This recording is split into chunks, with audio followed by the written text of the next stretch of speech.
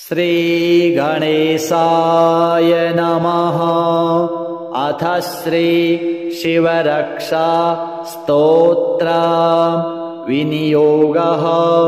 ॐ अस्य श्री शिवरक्षा स्तोत्रमन्त्रस्य याज्ञवल्क्य ऋषिः श्री सदाशिवो देवता अनुष्टुप् छन्दः।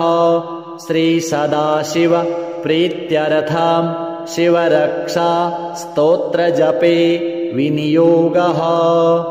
चरितं देवदेवस्य महादेवस्य पावनम् अपारं परमोदारं चतुर्वर्गस्य साधनं गौरीविनायकोपेतं पञ्चवक्त्रं त्रिनेत्रकं शिवं ध्यात्वा दशभुजं शिवरक्षां पठेन्नरः।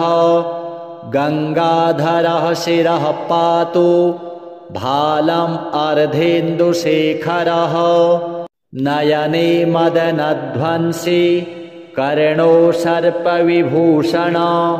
घ्राणं पातु पुरारातिः मुखं पातु जगत्पतिः। जिह्वां वागीश्वरः पातु कन्धरां शितिकन्धरः। श्रीकण्ठः पातु मे कण्ठं स्कन्धौ विश्वधुरन्धरः। भुजौ भूभारसंहर्ता करौ पातु पिनाकधृक्। हृदयं शङ्करः पातु जठरं गिरिजापतिः।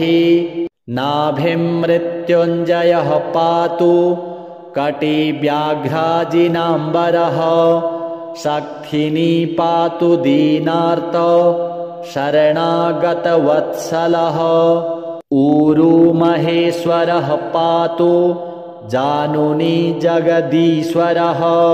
जङ्घे पातु जगत्कर्ता गुल्फौ पातु गणाधिपः।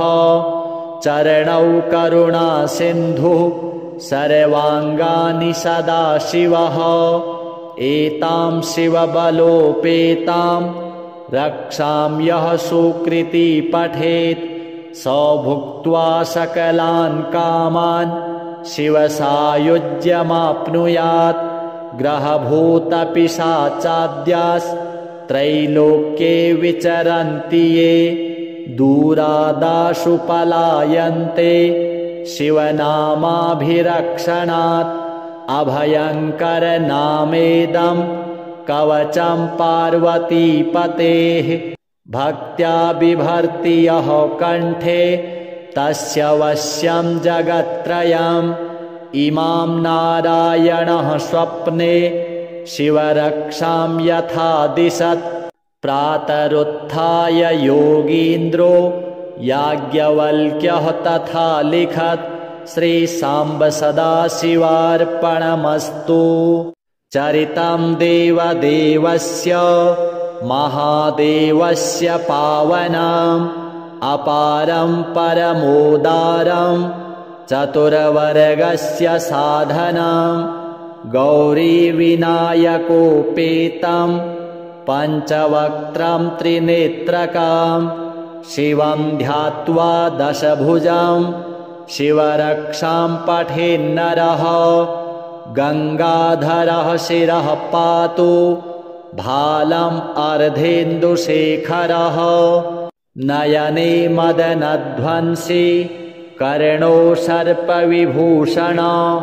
घ्राणं पातु पुरारातिः मुखं पातु जगत्पतिः। जिह्वां वागीश्वरः पातु कन्धरां शितिकन्धरः। श्रीकण्ठः पातु मे कण्ठं स्कन्धौ विश्वधुरन्धरः। भुजौ भूभारसंहर्ता करौ पातु पिनाकधृक्। हृदयं शङ्करः पातु जठरं गिरिजापतिः। नाभिं मृत्युञ्जयः पातु कटिव्याघ्राजिनाम्बरः। शक्थिनी पातु दीनार्तो शरणागतवत्सलः ऊरू महेश्वरः पातु जानुनी जगदीश्वरः जङ्घे पातु जगत्कर्ता गुल्फौ पातु गणाधिपः चरणौ करुणा सिन्धुः सर्वाङ्गानि सदाशिवः एतां शिवबलोपेतां रक्षां यः सुकृती पठेत् स भुक्त्वा सकलान् कामान् शिवसायुज्यमाप्नुयात् ग्रहभूतपिशाचाद्यास्त्रैलोक्ये विचरन्ति ये दूरादाशु पलायन्ते शिवनामाभिरक्षणात् अभयङ्करनामेदं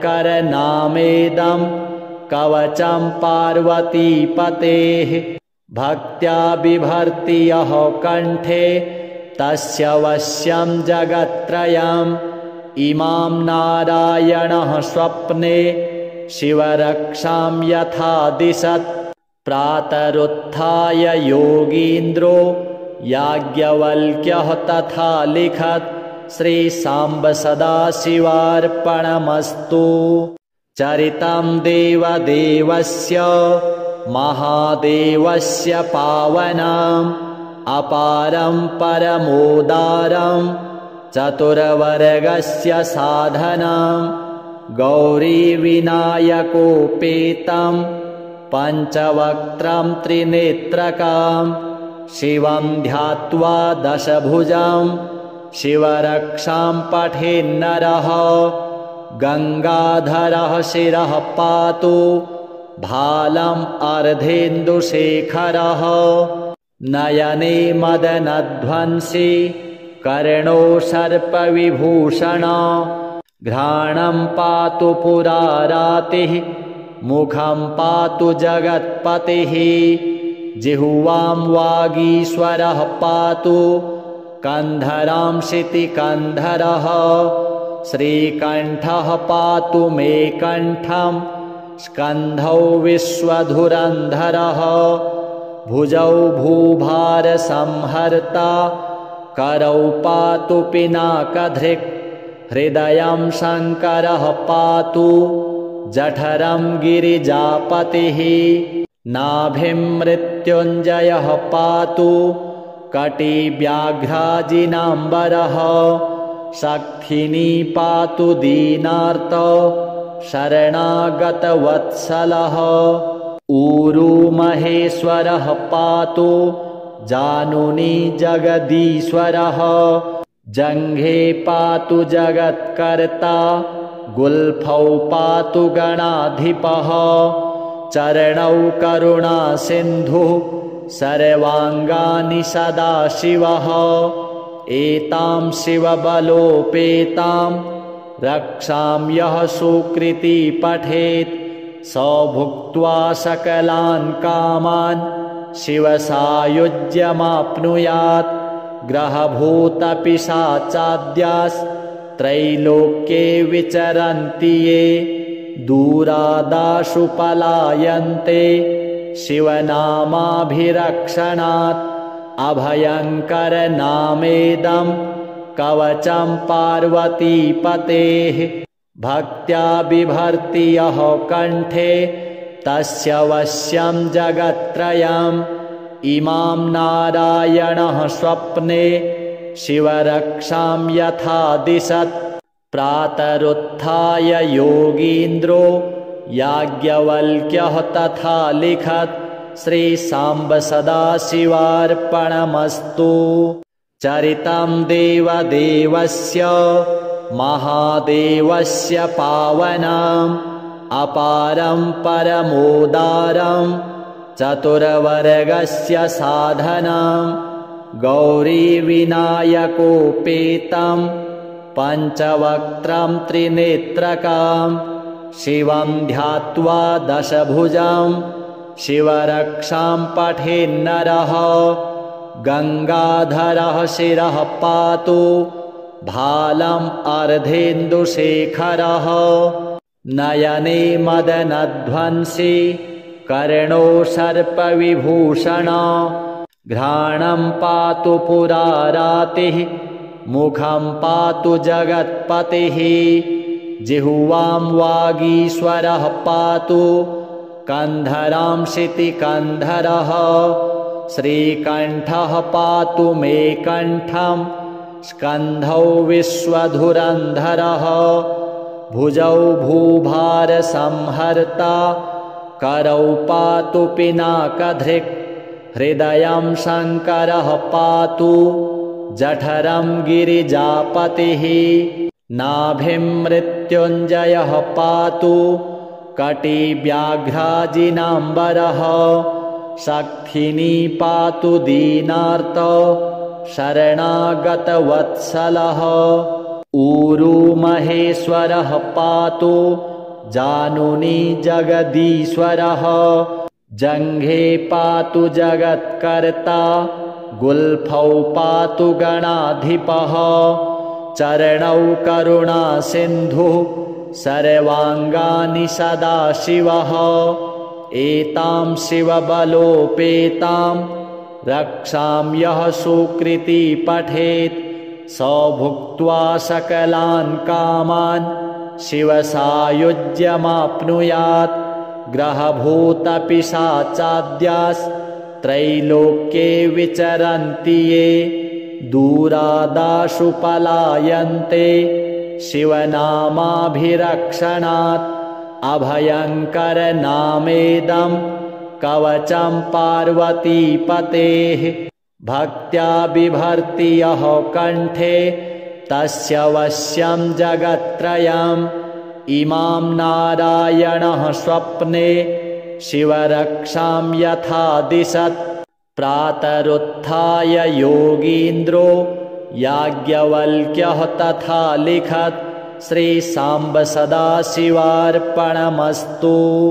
चरितं देवदेवस्य महादेवस्य पावनम् अपारं परमोदारं चतुर्वर्गस्य साधनं गौरीविनायकोपेतं पञ्चवक्त्रं त्रिनेत्रकं शिवं ध्यात्वा दशभुजं शिवरक्षां पठेन्नरः गङ्गाधरः शिरः पातु भालम् अर्धेन्दुशेखरः नयने मदनध्वंसी कर्णो सर्पविभूषण घ्राणं पातु पुरारातिः मुखं पातु जगत्पतिः जिह्वां वागीश्वरः पातु कन्धरां शितिकन्धरः श्रीकण्ठः पातु मे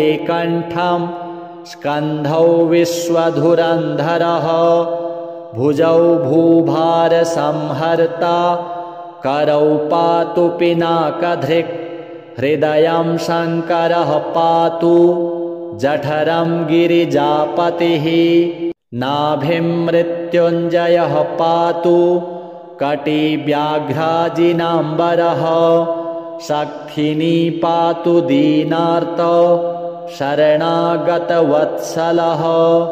ऊरू महेश्वरः पातु जानुनी जगदीश्वरः जङ्घे पातु जगत्कर्ता गुल्फौ पातु गणाधिपः चरणौ करुणासिन्धुः सर्वाङ्गानि सदाशिवः एतां शिवबलोपेतां रक्षां यः सुकृती पठेत् स भुक्त्वा सकलान् कामान् शिवसायुज्यमाप्नुयात् ग्रहभूतपिशाचाद्यास्त्रैलोक्ये विचरन्ति ये दूरादाशु पलायन्ते शिवनामाभिरक्षणात्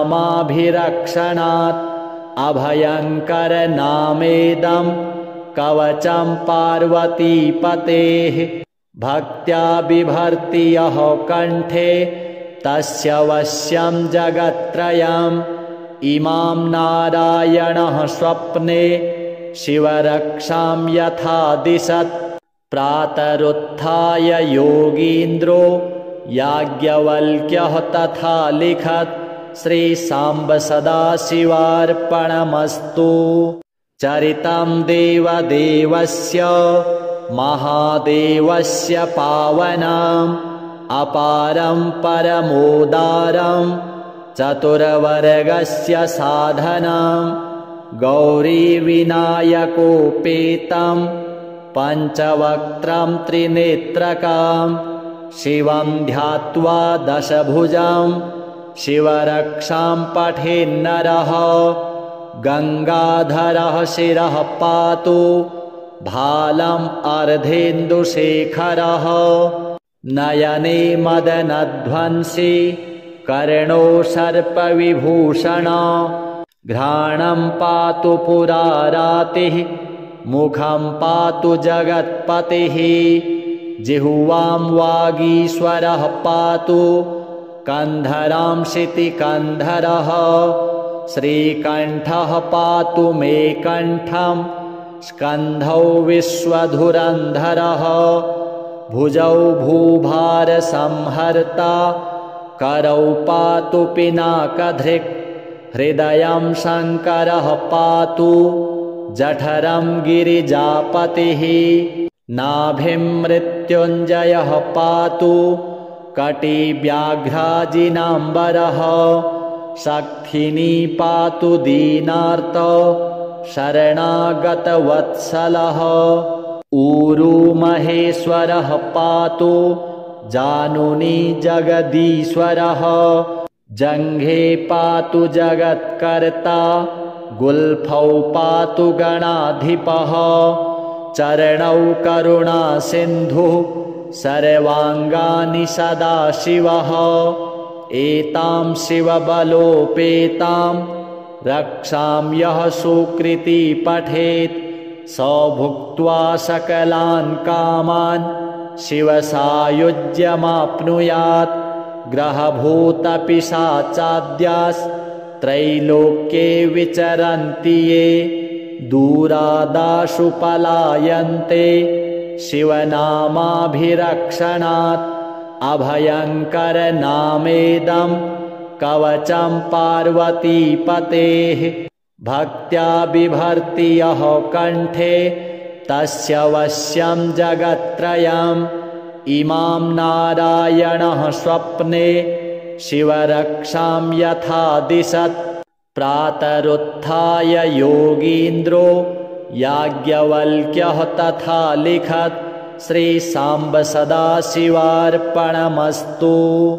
चरितं देवदेवस्य महादेवस्य पावनम् अपारं परमोदारं चतुर्वर्गस्य साधनं गौरीविनायकोपेतं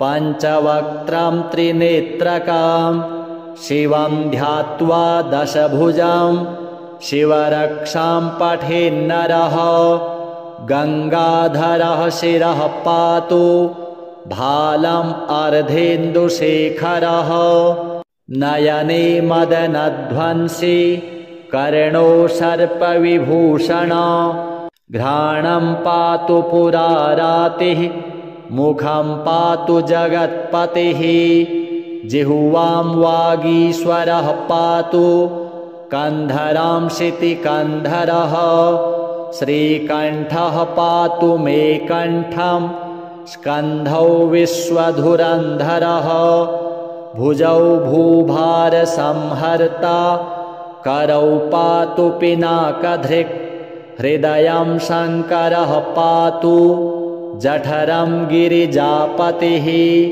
नाभिं मृत्युञ्जयः पातु कटिव्याघ्राजिनाम्बरः शक्थिनी पातु दीनार्तो शरणागतवत्सलः ऊरू महेश्वरः पातु जानुनी जगदीश्वरः जङ्घे पातु जगत्कर्ता गुल्फौ पातु गणाधिपः चरणौ करुणासिन्धुः सर्वाङ्गानि सदाशिवः एतां शिवबलोपेतां रक्षां यः सुकृती पठेत् स भुक्त्वा सकलान् कामान् शिवसायुज्यमाप्नुयात्। ग्रहभूतपिशाचाद्यास्त्रैलोक्ये विचरन्ति ये दूरादाशु पलायन्ते शिवनामाभिरक्षणात्। अभयङ्करनामेदं कवचं पार्वतीपतेः भक्त्या बिभर्ति यः कण्ठे तस्य वश्यं जगत्त्रयम्। इमां नारायणः स्वप्ने शिवरक्षां यथा दिशत्। प्रातरुत्थाय योगीन्द्रो याज्ञवल्क्यः तथा लिखत्। श्रीसाम्ब सदाशिवार्पणमस्तु। चरितं देवदेवस्य महादेवस्य पावनम् अपारं परमोदारं चतुर्वर्गस्य साधनं। गौरीविनायकोपेतं पञ्चवक्त्रं त्रिनेत्रकं शिवं ध्यात्वा दशभुजं शिवरक्षां पठेन्नरः। गङ्गाधरः शिरः पातु भालम् अर्धेन्दुशेखरः।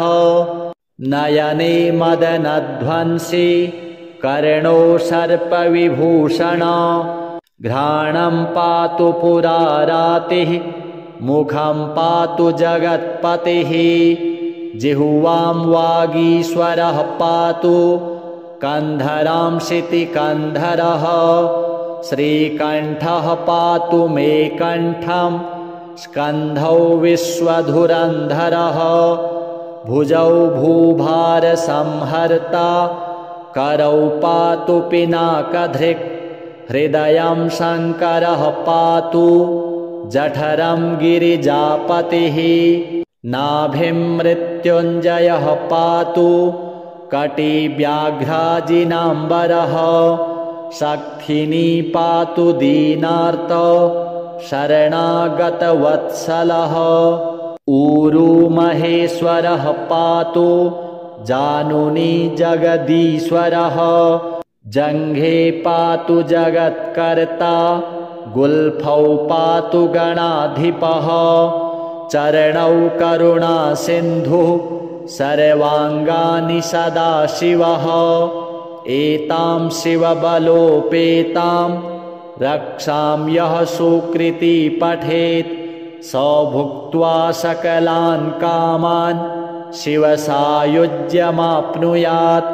ग्रहभूतपिशाचाद्यास्त्रैलोक्ये विचरन्ति ये दूरादाशु पलायन्ते शिवनामाभिरक्षणात्। अभयङ्करनामेदं कवचं पार्वतीपतेः भक्त्या बिभर्ति यः कण्ठे तस्य वश्यं जगत्त्रयम्। इमां नारायणः स्वप्ने शिवरक्षां यथा दिशत्। प्रातरुत्थाय योगीन्द्रो याज्ञवल्क्यः तथा लिखत्। श्रीसाम्ब सदाशिवार्पणमस्तु। चरितं देवदेवस्य महादेवस्य पावनम् अपारं परमोदारं चतुर्वर्गस्य साधनं।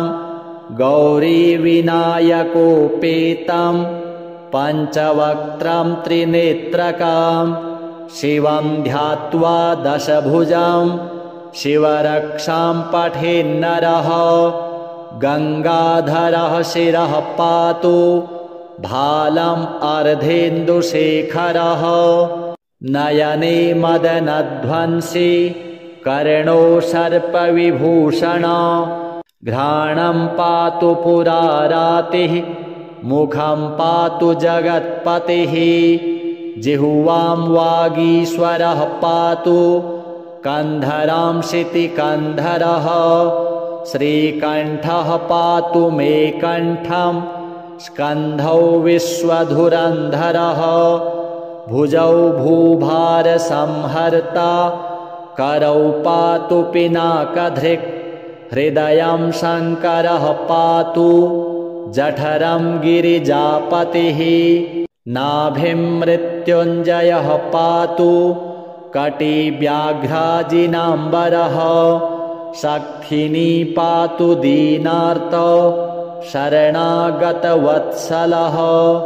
ऊरू महेश्वरः पातु जानुनी जगदीश्वरः जङ्घे पातु जगत्कर्ता गुल्फौ पातु गणाधिपः चरणौ करुणासिन्धुः सर्वाङ्गानि सदाशिवः एतां शिवबलोपेतां रक्षां यः सुकृती पठेत् स भुक्त्वा सकलान् कामान् शिवसायुज्यमाप्नुयात् ग्रहभूतपिशाचाद्यास्त्रैलोक्ये विचरन्ति ये दूरादाशु पलायन्ते शिवनामाभिरक्षणात् अभयङ्करनामेदं कवचं पार्वतीपतेः भक्त्या बिभर्ति यः कण्ठे तस्य वश्यं जगत्त्रयम् इमां नारायणः स्वप्ने शिवरक्षां यथा दिशत् प्रातरुत्थाय योगीन्द्रो याज्ञवल्क्यः तथा लिखत् श्रीसाम्ब सदाशिवार्पणमस्तु। चरितं देवदेवस्य महादेवस्य पावनम् अपारं परमोदारं चतुर्वर्गस्य साधनं गौरीविनायकोपेतं पञ्चवक्त्रं त्रिनेत्रकं शिवं ध्यात्वा दशभुजं शिवरक्षां पठेन्नरः गङ्गाधरः शिरः पातु भालम् अर्धेन्दुशेखरः नयने मदनध्वंसी कर्णो सर्पविभूषण घ्राणं पातु पुरारातिः मुखं पातु जगत्पतिः जिह्वां वागीश्वरः पातु कन्धरां शितिकन्धरः श्रीकण्ठः पातु मे कण्ठं स्कन्धौ विश्वधुरन्धरः भुजौ भूभारसंहर्ता करौ पातु पिनाकधृक् हृदयं शङ्करः पातु जठरं गिरिजापतिः नाभिं मृत्युञ्जयः पातु कटिव्याघ्राजिनाम्बरः शक्थिनी पातु दीनार्त शरणागतवत्सलः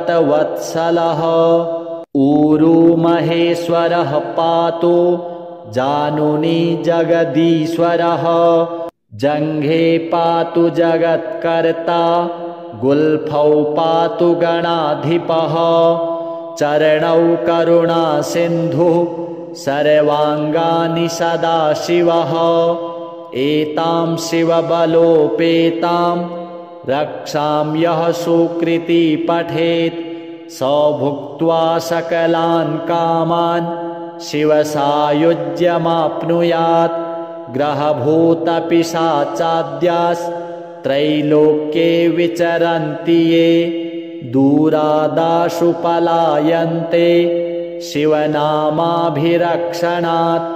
अभयङ्करनामेदं कवचं पार्वतीपतेः भक्त्या बिभर्ति यः कण्ठे तस्य वश्यं जगत्त्रयम् इमां नारायणः स्वप्ने शिवरक्षां यथा दिशत् प्रातरुत्थाय योगीन्द्रो याज्ञवल्क्यः तथा लिखत् श्रीसाम्ब सदाशिवार्पणमस्तु। चरितं देवदेवस्य महादेवस्य पावनम् अपारं परमोदारं चतुर्वर्गस्य साधनं गौरीविनायकोपेतं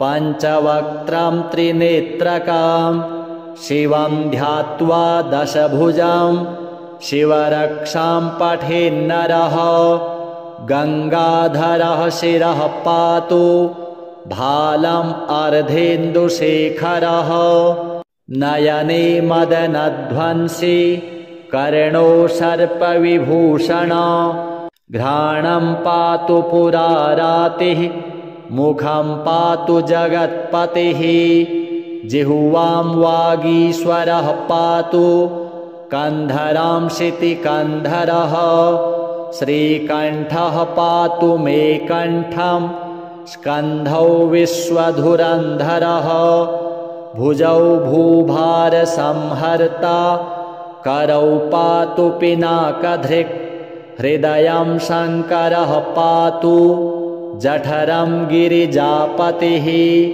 नाभिं मृत्युञ्जयः पातु कटिव्याघ्राजिनाम्बरः शक्थिनी पातु दीनार्तो शरणागतवत्सलः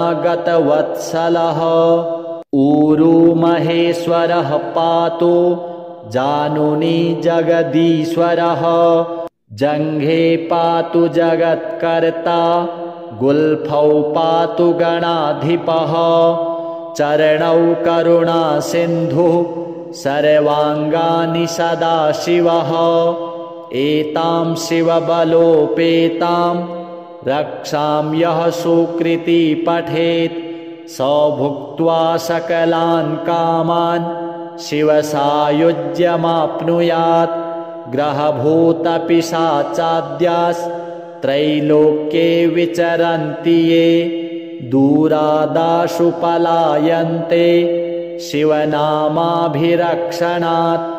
अभयङ्करनामेदं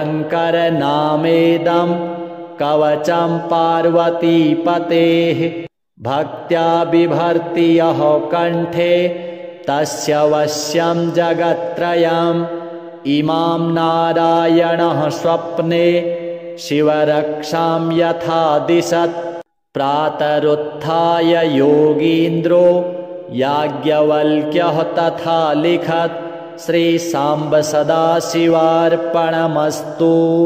चरितं देवदेवस्य महादेवस्य पावनम् अपारं परमोदारं चतुर्वर्गस्य साधनं गौरीविनायकोपेतं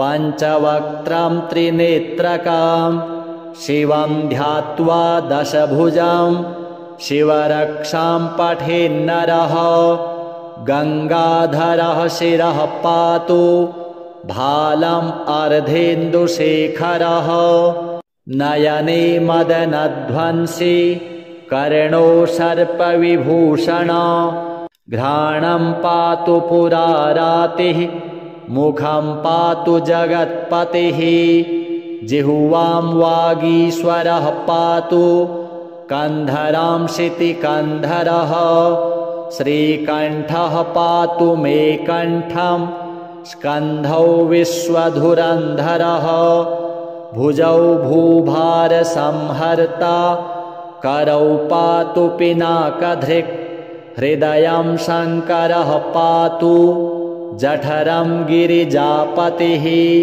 नाभिं मृत्युञ्जयः पातु कटिव्याघ्राजिनाम्बरः शक्थिनी पातु दीनार्तो शरणागतवत्सलः ऊरू महेश्वरः पातु जानुनी जगदीश्वरः जङ्घे पातु जगत्कर्ता गुल्फौ पातु गणाधिपः चरणौ करुणासिन्धुः सर्वाङ्गानि सदाशिवः एतां शिवबलोपेतां रक्षां यः सुकृती पठेत् स भुक्त्वा सकलान् कामान् शिवसायुज्यमाप्नुयात् ग्रहभूतपिशाचाद्यास्त्रैलोक्ये विचरन्ति ये दूरादाशु पलायन्ते शिवनामाभिरक्षणात् अभयङ्करनामेदं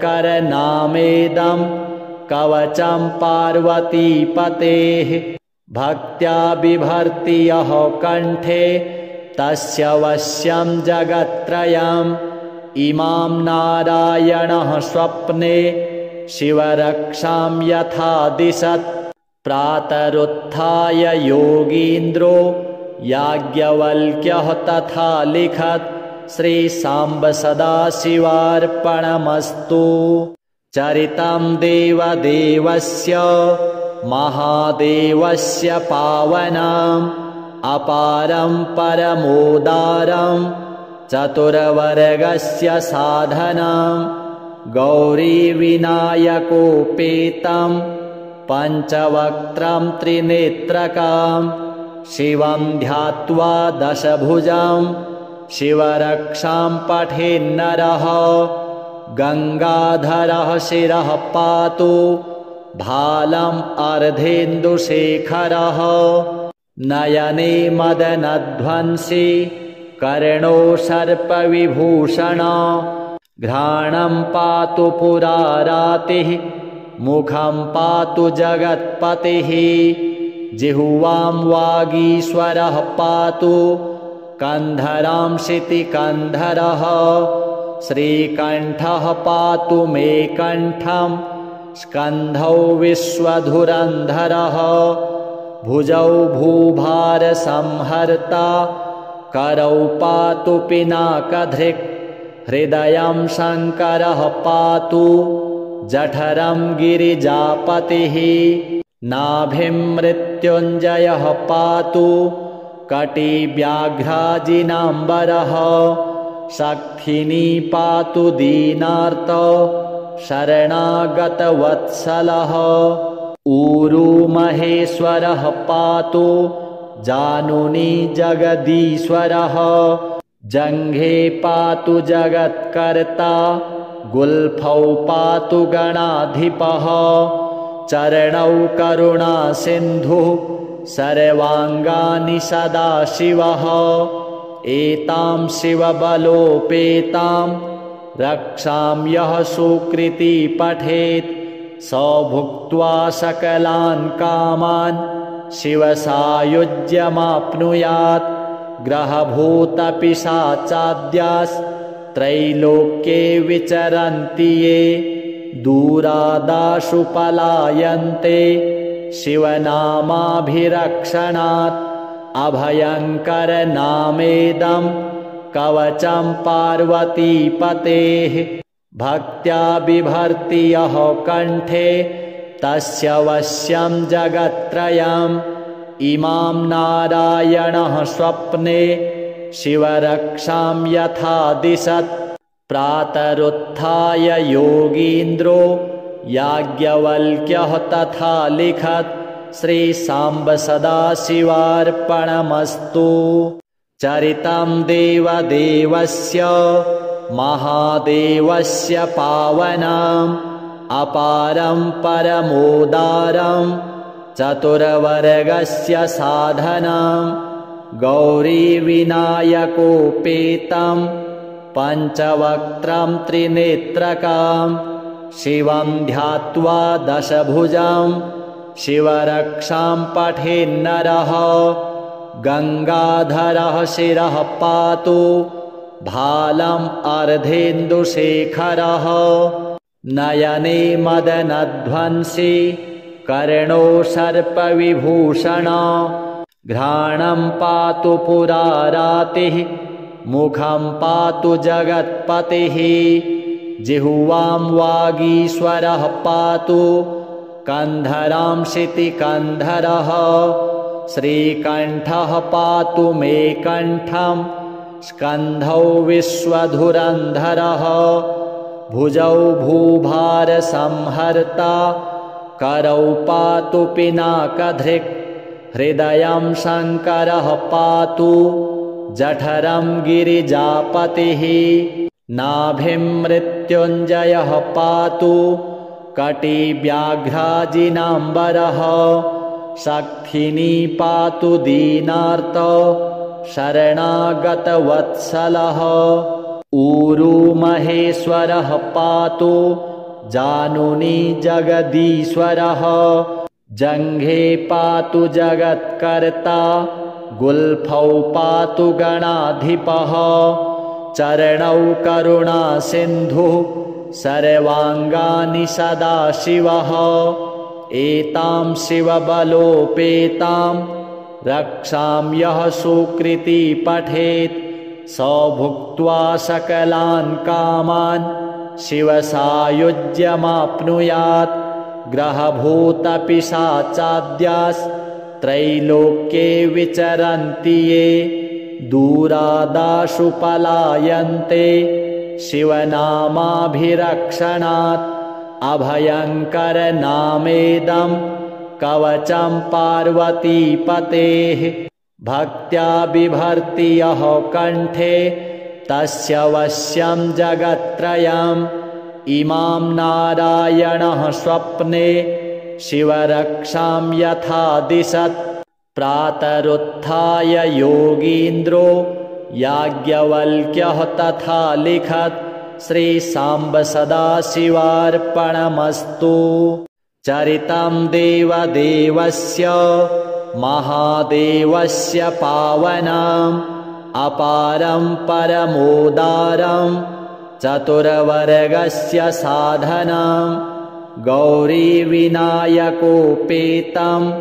पञ्चवक्त्रं त्रिनेत्रकं शिवं ध्यात्वा दशभुजं शिवरक्षां पठेन्नरः गङ्गाधरः शिरः पातु भालम् अर्धेन्दुशेखरः नयने मदनध्वंसी कर्णो सर्पविभूषण घ्राणं पातु पुरारातिः मुखं पातु जगत्पतिः जिह्वां वागीश्वरः पातु कन्धरां शितिकन्धरः श्रीकण्ठः पातु मे कण्ठं स्कन्धौ विश्वधुरन्धरः भुजौ भूभारसंहर्ता करौ पातु पिनाकधृक् हृदयं शङ्करः पातु जठरं गिरिजापतिः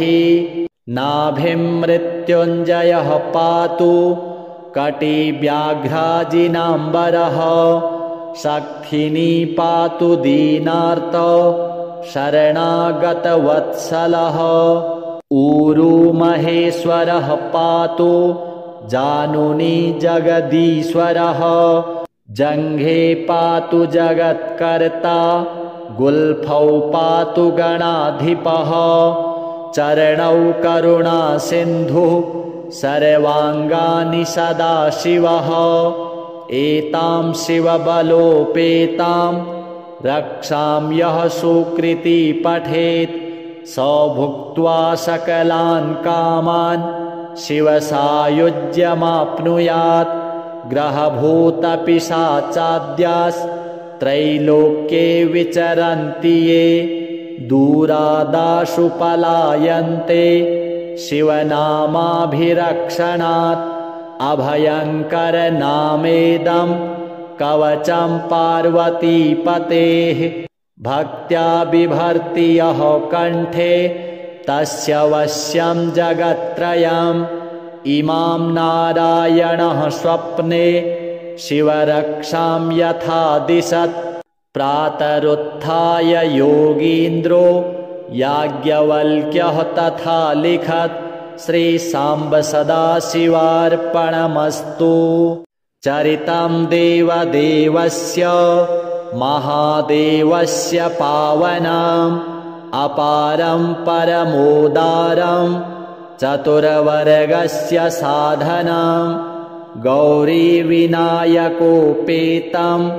पञ्चवक्त्रं त्रिनेत्रकं शिवं ध्यात्वा दशभुजं शिवरक्षां पठेन्नरः गङ्गाधरः शिरः पातु भालम् अर्धेन्दुशेखरः नयने मदनध्वंसी कर्णो सर्पविभूषण घ्राणं पातु पुरारातिः मुखं पातु जगत्पतिः जिह्वां वागीश्वरः पातु कन्धरांशिति कन्धरः श्रीकण्ठः पातु मे कण्ठं स्कन्धौ विश्वधुरन्धरः भुजौ भूभारसंहर्ता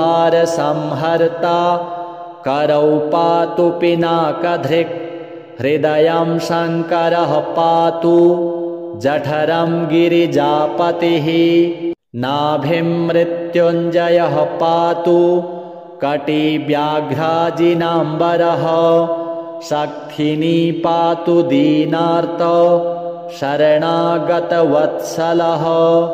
ऊरू महेश्वरः पातु जानुनी जगदीश्वरः जङ्घे पातु जगत्कर्ता गुल्फौ पातु गणाधिपः चरणौ करुणासिन्धुः सर्वाङ्गानि सदाशिवः एतां शिवबलोपेतां रक्षां यः सुकृती पठेत् स भुक्त्वा सकलान् कामान् शिवसायुज्यमाप्नुयात् ग्रहभूतपिशाचाद्यास्त्रैलोक्ये विचरन्ति ये दूरादाशु पलायन्ते शिवनामाभिरक्षणात्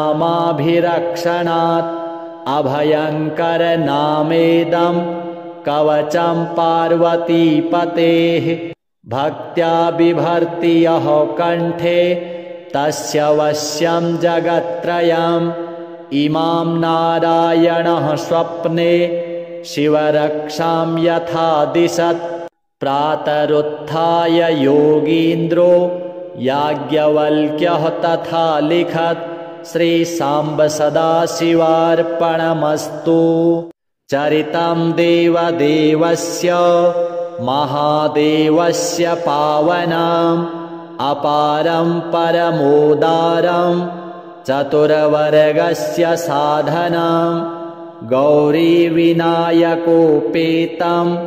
पञ्चवक्त्रं त्रिनेत्रकं शिवं ध्यात्वा दशभुजं शिवरक्षां पठेन्नरः गङ्गाधरः शिरः पातु भालम् अर्धेन्दुशेखरः नयने मदनध्वंसी कर्णो सर्पविभूषण घ्राणं पातु पुरारातिः मुखं पातु जगत्पतिः जिह्वां वागीश्वरः पातु कन्धरांशिति कन्धरः श्रीकण्ठः पातु मे कण्ठं स्कन्धौ विश्वधुरन्धरः भुजौ भूभारसंहर्ता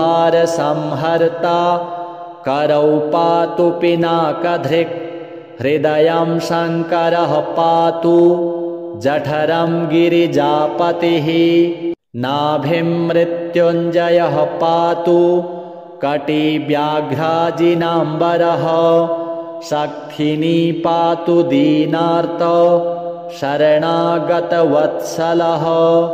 ऊरू महेश्वरः पातु जानुनी जगदीश्वरः जङ्घे पातु जगत्कर्ता गुल्फौ पातु गणाधिपः चरणौ करुणासिन्धुः सर्वाङ्गानि सदाशिवः एतां शिवबलोपेतां रक्षां यः सुकृती पठेत् स भुक्त्वा सकलान् कामान् शिवसायुज्यमाप्नुयात् ग्रहभूतपिशाचाद्यास्त्रैलोक्ये विचरन्ति ये दूरादाशु पलायन्ते शिवनामाभिरक्षणात्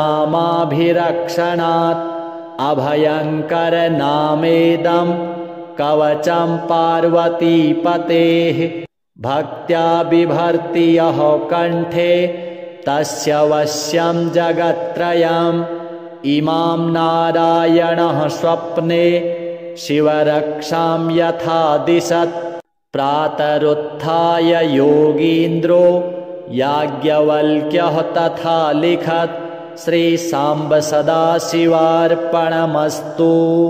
चरितं देवदेवस्य महादेवस्य पावनम् अपारं परमोदारं चतुर्वर्गस्य साधनं गौरीविनायकोपेतं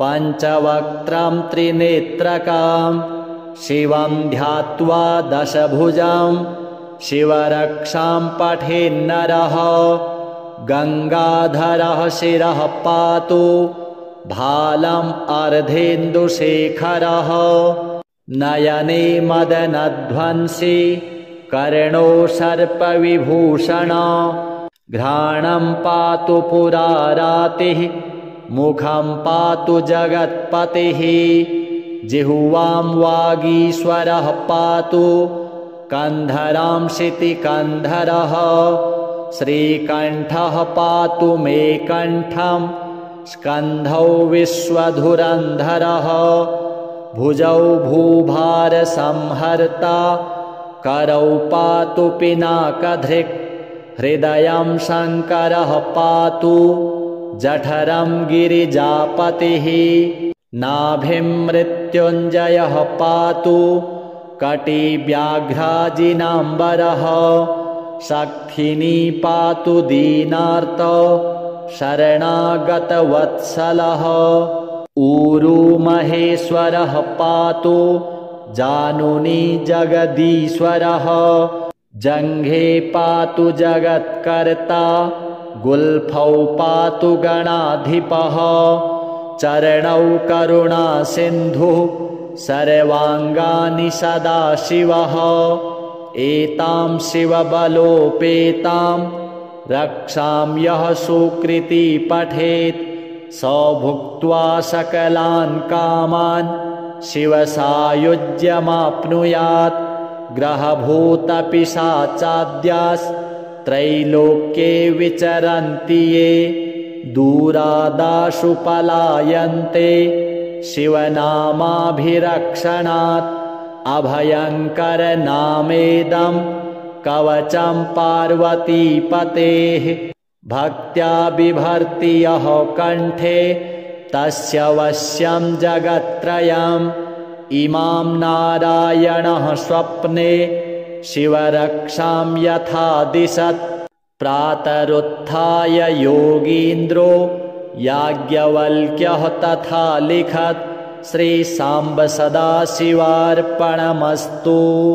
चरितं देवदेवस्य महादेवस्य पावनम् अपारं परमोदारं चतुर्वर्गस्य साधनं गौरीविनायकोपेतं पञ्चवक्त्रं त्रिनेत्रकं शिवं ध्यात्वा दशभुजं शिवरक्षां पठेन्नरः गङ्गाधरः शिरः पातु भालम् अर्धेन्दुशेखरः नयने मदनध्वंसी कर्णो सर्पविभूषण घ्राणं पातु पुरारातिः मुखं पातु जगत्पतिः जिह्वां वागीश्वरः पातु कन्धरां शितिकन्धरः श्रीकण्ठः पातु मे कण्ठं स्कन्धौ विश्वधुरन्धरः भुजौ भूभारसंहर्ता करौ पातु पिनाकधृक् हृदयं शङ्करः पातु जठरं गिरिजापतिः नाभिं मृत्युञ्जयः पातु कटिव्याघ्राजिनाम्बरः शक्थिनी पातु दीनार्तो शरणागतवत्सलः ऊरू महेश्वरः पातु जानुनी जगदीश्वरः जङ्घे पातु जगत्कर्ता गुल्फौ पातु गणाधिपः चरणौ करुणासिन्धुः सर्वाङ्गानि सदाशिवः एतां शिवबलोपेतां रक्षां यः सुकृती पठेत् स भुक्त्वा सकलान् कामान् शिवसायुज्यमाप्नुयात् ग्रहभूतपिशाचाद्यास्त्रैलोक्ये विचरन्ति ये दूरादाशु पलायन्ते शिवनामाभिरक्षणात् अभयङ्करनामेदं कवचं पार्वतीपतेः भक्त्या बिभर्ति यः कण्ठे तस्य वश्यं जगत्त्रयम् इमां नारायणः स्वप्ने शिवरक्षां यथा दिशत् प्रातरुत्थाय योगीन्द्रो याज्ञवल्क्यः तथा लिखत् श्रीसाम्ब सदाशिवार्पणमस्तु। चरितं देवदेवस्य महादेवस्य पावनम् अपारं परमोदारं चतुर्वर्गस्य साधनं गौरीविनायकोपेतं पञ्चवक्त्रं त्रिनेत्रकं शिवं ध्यात्वा दशभुजं शिवरक्षां पठेन्नरः गङ्गाधरः शिरः पातु भालम् अर्धेन्दुशेखरः नयने मदनध्वंसी कर्णो सर्पविभूषण घ्राणं पातु पुरारातिः मुखं पातु जगत्पतिः जिह्वां वागीश्वरः पातु कन्धरां शितिकन्धरः श्रीकण्ठः पातु मे कण्ठं स्कन्धौ विश्वधुरन्धरः भुजौ भूभारसंहर्ता करौ पातु पिनाकधृक् हृदयं शङ्करः पातु जठरं गिरिजापतिः नाभिं मृत्युञ्जयः पातु कटिव्याघ्राजिनाम्बरः शक्थिनी पातु दीनार्तो शरणागतवत्सलः ऊरू महेश्वरः पातु जानुनी जगदीश्वरः जङ्घे पातु जगत्कर्ता गुल्फौ पातु गणाधिपः चरणौ करुणासिन्धुः सर्वाङ्गानि सदाशिवः एतां शिवबलोपेतां रक्षां यः सुकृती पठेत् स भुक्त्वा सकलान् कामान् शिवसायुज्यमाप्नुयात् ग्रहभूतपिशाचाद्यास्त्रैलोक्ये विचरन्ति ये दूरादाशु पलायन्ते शिवनामाभिरक्षणात् अभयङ्करनामेदं कवचं पार्वतीपतेः भक्त्या बिभर्ति यः कण्ठे तस्य वश्यं जगत्त्रयम् इमां नारायणः स्वप्ने शिवरक्षां यथा दिशत् प्रातरुत्थाय योगीन्द्रो याज्ञवल्क्यः तथा लिखत् श्रीसाम्ब सदाशिवार्पणमस्तु। चरितं देवदेवस्य महादेवस्य पावनम् अपारं परमोदारं चतुर्वर्गस्य साधनं गौरीविनायकोपेतं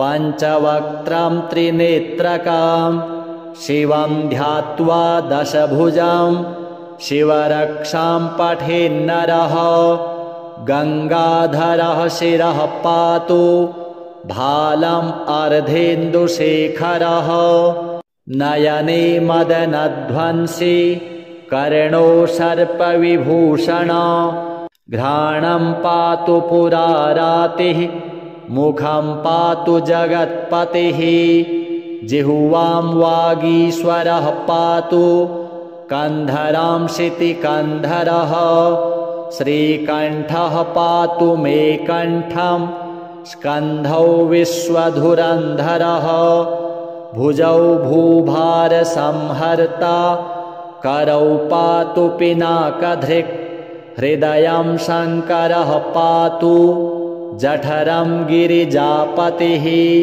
नाभिं मृत्युञ्जयः पातु कटिव्याघ्राजिनाम्बरः शक्थिनी पातु दीनार्तो शरणागतवत्सलः ऊरू महेश्वरः पातु जानुनी जगदीश्वरः जङ्घे पातु जगत्कर्ता गुल्फौ पातु गणाधिपः चरणौ करुणासिन्धुः सर्वाङ्गानि सदाशिवः एतां शिवबलोपेतां रक्षां यः सुकृती पठेत् स भुक्त्वा सकलान् कामान् शिवसायुज्यमाप्नुयात् ग्रहभूतपिशाचाद्यास्त्रैलोक्ये विचरन्ति ये दूरादाशु पलायन्ते शिवनामाभिरक्षणात् अभयङ्करनामेदं कवचं पार्वतीपतेः भक्त्या बिभर्ति यः कण्ठे तस्य वश्यं जगत्त्रयम् इमां नारायणः स्वप्ने शिवरक्षां यथा दिशत् प्रातरुत्थाय योगीन्द्रो याज्ञवल्क्यः तथा लिखत् श्रीसाम्ब सदाशिवार्पणमस्तु।